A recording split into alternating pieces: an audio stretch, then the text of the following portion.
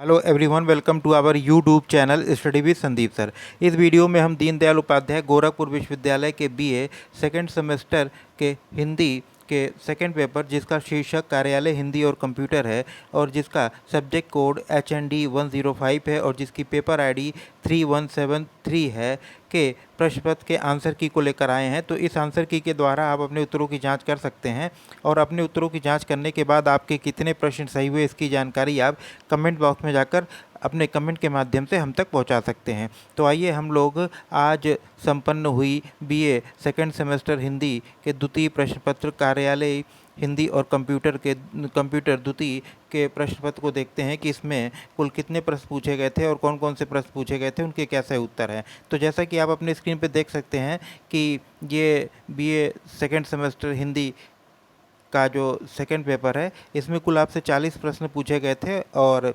इसमें जो पहला प्रश्न आपसे पूछा गया था वह है कि कार्यालय हिंदी से अभिप्राय है। ऑप्शन ए, कार्यालय में प्रयोग में ली जाने वाली हिंदी से। ऑप्शन बी, जन सामान्य के प्रयोग में होने वाली हिंदी से। और ऑप्शन सी, ए और बी दोनों से। ऑप्शन डी, इनमें से कोई नहीं। तो कार्यालय हिंदी से अभिप्राय होता है कार्यालय में प्रयोग में ली जाने वाली हिंदी से। तो प्रश्न संख्या 1 का ऑप्शन ए आपका सही उत्तर हो जाएगा। प्रश्न संख्या 2 को देखते हैं। इसमें पूछा है कि पत्र की विशेषता होती है। ऑप्शन ए है प्रभावोत्पादकता। ऑप्शन बी, विचारों की सुस्पष्टता। ऑप्शन सी, संक्षेप और संपूर्णता। ऑप्शन डी, उपर्युक्त सभी। तो पत्र की जो विशेषता होती है उसमें ये सभी बातें पाई जाती हैं। तो प्रश्न संख्या 2 का ऑप्शन डी आपका सही उत्तर हो जाएगा। प्रश्न संख्या 3 को देखते हैं। इसमें आपसे पूछा है कि पत्र के प्रकार होते हैं। ऑप्शन ए अनौपचारिक पत्र। ऑप्शन बी औपचारिक पत्र। ऑप्शन सी, ए और बी दोनों। ऑप्शन डी, इनमें से कोई नहीं। तो पत्र दो प्रकार के होते हैं, औपचारिक और अनौपचारिक। तो इस हिसाब से आपका जो प्रश्न संख्या 3 का सही उत्तर होगा ऑप्शन सी, ए और बी दोनों। प्रश्न संख्या 4 को हम लोग देखते हैं। इसमें पूछा है कि पत्र के भाग होते हैं। ऑप्शन ए, संबोधन एवं अभिवादन। ऑप्शन बी, विषय वस्तु। ऑप्शन सी, मंगल कामनाएं। ऑप्शन डी, उपर्युक्त सभी। तो पत्र के सभी भाग होते हैं, ये सभी जो तीनों दिए हैं वो सभी पत्र के भाग होते हैं। संबोधन एवं अभिवादन भी होता है, विषय वस्तु भी होता है, मंगल कामनाएं भी होता है। तो प्रश्न संख्या 4 का ऑप्शन डी आपका सही उत्तर हो जाएगा। प्रश्न संख्या 5 को हम लोग देखते हैं। इसमें पूछा है कि औपचारिक पत्र में नहीं लिखा जाता है।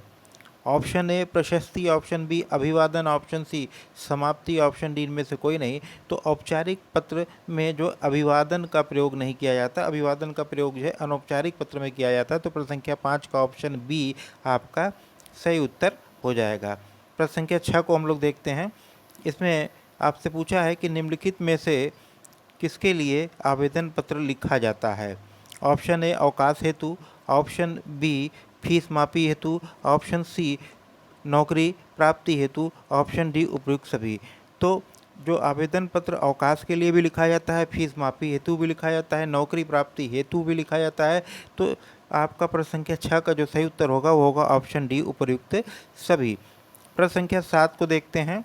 इसमें पूछा है कि सरकारी या शासकीय पत्र की विशेषताएं नहीं हैं। ऑप्शन ए, सरकारी पत्र पूरी तरह से अनौपचारिक होते हैं। ये जो है गलत है, क्योंकि सरकारी पत्र पूरी तरफ से औपचारिक होते हैं, अनौपचारिक नहीं होते। ऑप्शन बी जो दिया है, सरकारी पत्र अन्य पुरुष में लिखे जाते हैं, ये सत्य है। ऑप्शन सी, यह संक्षिप्त और संतुलित होते हैं, ये भी सही है। ऑप्शन डी, इसमें राजभाषा की शब्दावली होती है, ये भी सत्य है। तो आपसे पूछा गया है कि सरकारी या शासकीय पत्र की विशेषता नहीं है। तो ऑप्शन ए, जो सरकारी पत्र पूरी तरह से अनौपचारिक होते हैं, यही सरकारी पत्र या शासकीय पत्र की विशेषता नहीं है। तो प्रश्न संख्या 7 का ऑप्शन ए आपका सही उत्तर हो जाएगा। प्रश्न संख्या 8 को हम लोग देखते हैं। इसमें आपसे पूछा है कि कार्यालय आदेश में होता है।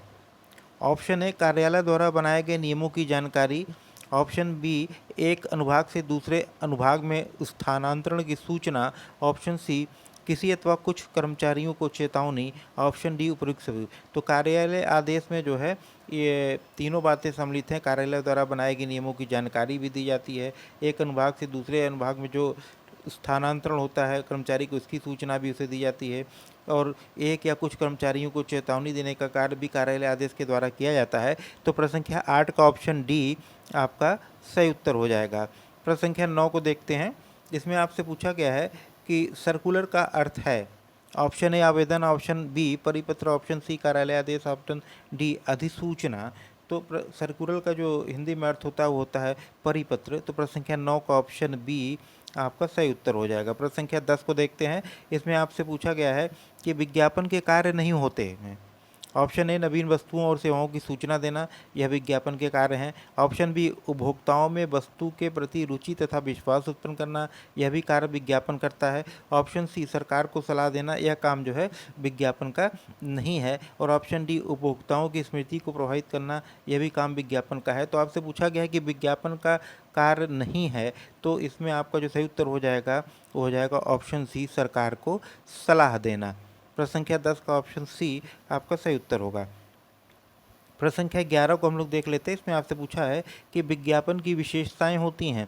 ऑप्शन है विज्ञापन में ध्यान आकर्षित करने की क्षमता होती है, ये विज्ञापन की विशेषता होती है। ऑप्शन बी विज्ञप्ति वस्तु की मुख्य विशेषता पर बल होता है, इसमें भी ये भी जो सत्य है विज्ञापन की विशेषता ये भी होती है कि जो विज्ञप्ति वस्तु कि उसमें विशेषताओं पर जोर दिया जाता है, बल दिया जाता है। ऑप्शन सी तथ्यों की तर्कपूर्ण प्रस्तुति होती है, यह भी विज्ञापन की विशेषता है। तो प्रश्न संख्या 11 का ऑप्शन डी जो है उपयुक्त सभी आपका सही उत्तर हो जाएगा। प्रश्न संख्या 12 को हम लोग देखते हैं। इसमें आपसे पूछा गया है कि प्रारूपण के लिए अंग्रेजी शब्द का प्रयोग होता है।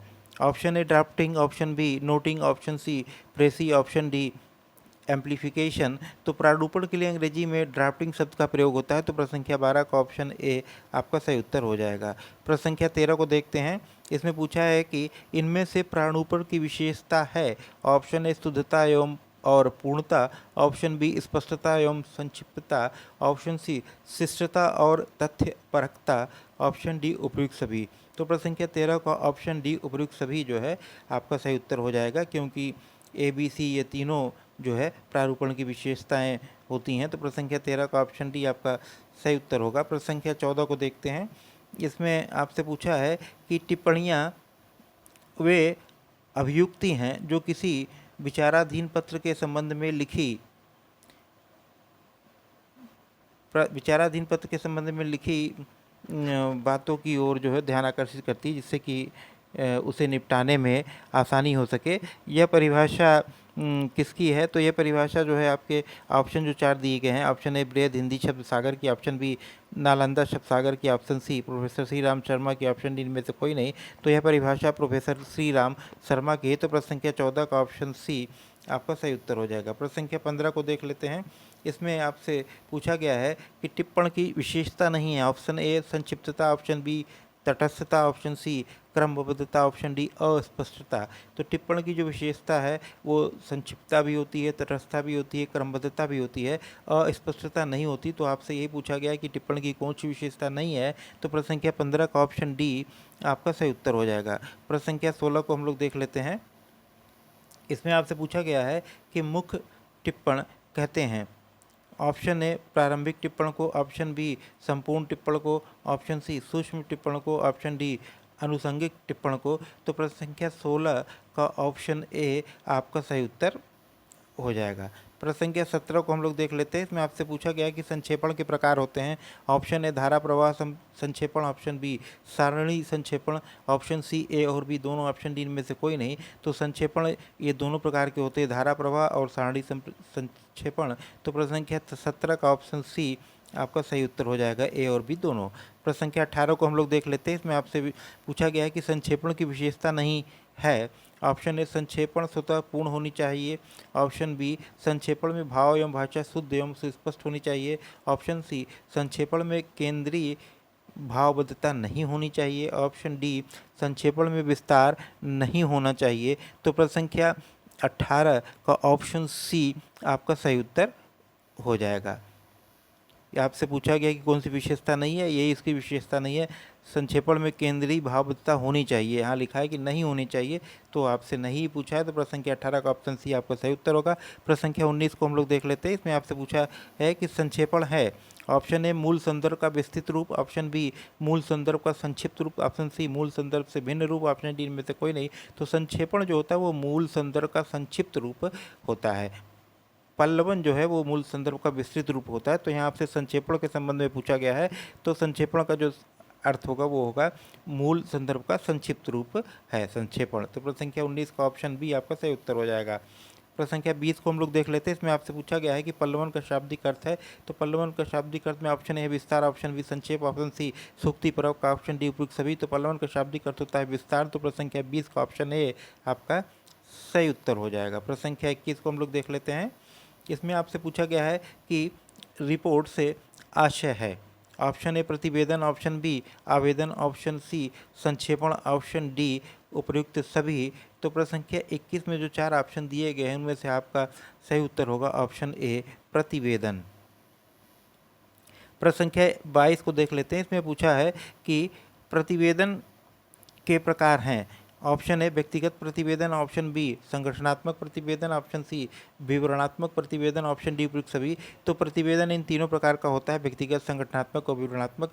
तो प्रश्न संख्या 22 का ऑप्शन डी आपका सही उत्तर हो जाएगा। प्रश्न संख्या 23 को हम लोग देख लेते हैं। इसमें आपसे पूछा गया है कि प्रथम भाषा के रूप में हिंदी का शिक्षण होता है। ऑप्शन ए उत्तर भारत में, ऑप्शन बी दक्षिण भारत में, ऑप्शन सी विदेशों में, ऑप्शन डी उपयुक्त सभी। तो प्रथम भाषा के रूप में हिंदी का जो शिक्षण होता है वो उत्तर भारत में। प्रश्न संख्या 23 का ऑप्शन ए आपका सही उत्तर हो जाएगा। प्रश्न संख्या 24 को हम लोग देख लेते हैं। इसमें पूछा गया है कि कंप्यूटर साधित भाषा अधिगम में होता है। ऑप्शन ए शिक्षार्थी द्वारा स्वतः भाषा विकास अधिगम, ऑप्शन बी शिक्षक की सहायता से भाषा अधिगम, ऑप्शन सी ए और बी दोनों, और ऑप्शन डी में से कोई नहीं। तो कंप्यूटर साधित जो भाषा अधिगम होता है उसमें शिक्षार्थी द्वारा स्वतः भाषा अधिगम भी होता है और शिक्षक की सहायता से भाषा अधिगम होता है। तो प्रश्न संख्या 24 का ऑप्शन सी ए और बी दोनों आपका सही उत्तर हो जाएगा। प्रश्न संख्या 25 को हम लोग देख लेते हैं। इसमें आपसे पूछा गया है कि ई शिक्षा के अनुप्रयोग और प्रक्रिया हैं। ऑप्शन ए वेब आधारित शिक्षा, ऑप्शन बी कंप्यूटर आधारित शिक्षा, ऑप्शन सी आभासी कक्षाएं, ऑप्शन डी उपयुक्त सभी। तो इस प्रश्न का जो सही उत्तर होगा वो होगा ऑप्शन डी उपयुक्त सभी। प्रश्न संख्या 26 को देखते हैं हम लोग। इसमें आपसे पूछा है कि ई शिक्षण में ई का प्रयोग होता है। ऑप्शन ए इलेक्ट्रॉनिक के लिए, ऑप्शन बी इंटरनेट के लिए, ऑप्शन सी ए और बी दोनों के लिए, ऑप्शन डी इनमें के से कोई नहीं। तो प्रश्न संख्या 26 का ऑप्शन सी आपका सही उत्तर हो जाएगा। प्रश्न संख्या 27 को हम लोग देख लेते हैं। इसमें आपसे पूछा गया है कि ई शिक्षा के प्रकार हैं synchronous, option A synchronous, option B asynchronous, option C A और बी दोनों, ऑप्शन डी इनमें से कोई नहीं। तो ई शिक्षा सिंक्रोनस और असिंक्रोनस दोनों प्रकार का होता है। तो प्रश्न संख्या 27 का ऑप्शन सी आपका सही उत्तर हो जाएगा। प्रश्न संख्या 28 को हम लोग देख लेते हैं। इसमें आपसे पूछा गया है कि ई शिक्षा की विशेषता नहीं है। ऑप्शन ए किसी भी समय और स्थान पर शैक्षिक कार्य हो सकता है, ये ई शिक्षा की विशेषता है। ऑप्शन बी इसमें प्रैक्टिकल और लैब कार्य आसानी से हो सकता है, ये ई शिक्षा की विशेषता नहीं है। ऑप्शन सी शिक्षण सामग्री को अनिश्चित काल तक प्राप्त कर सकते हैं, ये भी ई शिक्षा की विशेषता है। और ऑप्शन डी इनमें छात्र नए कौशल सीखने पर ध्यान केंद्रित कर सकते हैं, यह भी ई शिक्षा की विशेषता है। तो आपसे यहाँ पूछा गया कि ई शिक्षा की विशेषता नहीं है, तो ऑप्शन बी आपका जो प्रश्न संख्या 28 का वो सही उत्तर होगा कि इसमें प्रैक्टिकल और लैब कार्य आसानी से हो सकते हैं, यही जो ई शिक्षा की विशेषता नहीं है। प्रश्न संख्या 28 का ऑप्शन बी आपका सही उत्तर हो जाएगा। प्रश्न संख्या 29 को हम लोग देख लेते हैं। इसमें आपसे पूछा गया है कि सरकारी तथा निजी शिक्षण चैनल हैं ई पाठशाला, ज्ञान दर्शन, स्वयं, ऑप्शन डी उपयुक्त सभी। तो सरकारी एवं निजी शिक्षण चैनल ई पाठशाला भी हैं, ज्ञान दर्शन भी है, स्वयं भी है। तो प्रश्न संख्या 29 का ऑप्शन डी आपका सही उत्तर हो जाएगा उपयुक्त सभी। प्रश्न संख्या 30 को हम लोग देख लेते हैं। इसमें आपसे पूछा गया है कि ई शिक्षण में सहायक है। Option A blog, option B Facebook page, option C podcast, option D उपयुक्त सभी। तो इस शिक्षण में ये तीनों सहायक हैं। तो प्रश्न संख्या 30 का ऑप्शन डी आपका सही उत्तर हो जाएगा। प्रश्न संख्या 31 को हम लोग देख लेते हैं। इसमें आपसे पूछा गया है कि निम्नलिखित में से फेसबुक पेज नहीं है। Option A 9211, option B Jankriti, option C जन सुलभ पुस्तकालय, ऑप्शन डी फेसबुक साहित्य पत्रिका। तो फेसबुक पेज जो नहीं है वो है 9211 हिंदी। तो प्रश्न संख्या 31 का ऑप्शन ए आपका सही उत्तर हो जाएगा। प्रश्न संख्या 32 को हम लोग देख लेते हैं। इसमें आपसे पूछा गया है कि शोध प्रक्रिया का पहला चरण है। ऑप्शन ए शोध समस्या निर्धारण, ऑप्शन बी विषय निर्धारण, ऑप्शन सी शोध की रूपरेखा तैयार करना, ऑप्शन डी परिकल्पना। तो शोध प्रक्रिया का जो पहला चरण होता है वो समस्या, जो शोध की समस्या होती है उसका निर्धारण करना होता है। तो प्रश्न संख्या 32 का ऑप्शन ए आपका सही उत्तर हो जाएगा। प्रश्न संख्या 33 को हम लोग देख लेते हैं। इसमें आपसे पूछा गया है कि शोध के लिए हिंदी के अन्य पर्याय हैं। ऑप्शन ए अनुसंधान, ऑप्शन बी अन्वेषण, ऑप्शन सी अनुशीलन, ऑप्शन डी उपयुक्त सभी। तो शोध के लिए हिंदी में जो अन्य पर्याय हैं वो तीनों अनुसंधान भी है, अन्वेषण भी है, अनुशीलन भी है। तो प्रश्न संख्या 33 का ऑप्शन डी आपका सही उत्तर हो जाएगा। प्रश्न संख्या 34 को हम लोग देख लेते हैं। इसमें आपसे पूछा गया है कि परिकल्पना का शाब्दिक अर्थ है। ऑप्शन ए कल्पना, ऑप्शन बी पूर्व चिंतन, ऑप्शन सी ए और बी दोनों, ऑप्शन डी इनमें से कोई नहीं। तो परिकल्पना का जो शाब्दिक अर्थ कल्पना भी होता है और पूर्व चिंतन भी होता है। तो प्रश्न संख्या 34 का ऑप्शन सी ए और बी दोनों आपका सही उत्तर हो जाएगा। प्रश्न संख्या 35 को देखते हैं। इसमें आपसे पूछा गया है कि परिकल्पना के कार्य हैं। ऑप्शन ए दिशा निर्देश, ऑप्शन बी प्रमुख तथ्यों का चुनाव, ऑप्शन सी नए सिद्धांतों का प्रतिपादन, ऑप्शन डी उपयुक्त सभी। तो प्रश्न संख्या 35 का ऑप्शन डी उपयुक्त सभी आपका सही उत्तर हो जाएगा, क्योंकि उपरोक्त तीनों जो है परिकल्पना के कार्य हैं जो आपके ए बी सी ऑप्शन दिए गए हैं। तो प्रश्न संख्या 35 का ऑप्शन डी सही उत्तर होगा। प्रश्न संख्या 36 की ओर हम लोग चलते हैं, देखते हैं इसमें क्या पूछा है। तो प्रश्न संख्या 36 में आपसे पूछा गया है कि किसी प्रश्न, समस्या, प्रस्तावित उत्तर की जांच हेतु उत्तर खोजने की क्रिया शोध कहलाती है।